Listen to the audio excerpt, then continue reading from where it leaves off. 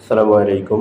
সম্মানিত বিনিয়োগকারী ভাই ও বন্ধুরা, আপনারা গতকালকে যে মার্কেট দেখতে পেয়েছেন সেখানে আমরা অনেক আপ দেখেছি এবং আপের পরে মার্কেট ডাউন দেখেছি এবং মার্কেট নেগেটিভে ক্লোজ হয়েছে, কিন্তু আমাদের যে ভলিউম ঠিক ছিল এবং সেই অনুযায়ী বলা যায় যে মার্কেট খুব ভালো হবে সামনে।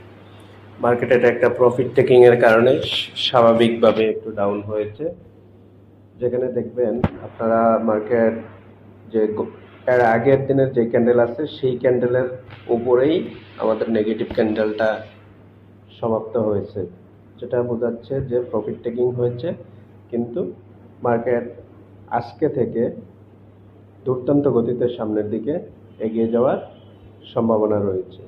তাই আপনারা যারা শেয়ার ক্রয় করছেন, কেনাবেচা করছেন, কোনো আতঙ্কিত হবেন না। মার্কেট ভালো আছে, মার্কেট অনেক উপরে যাবে।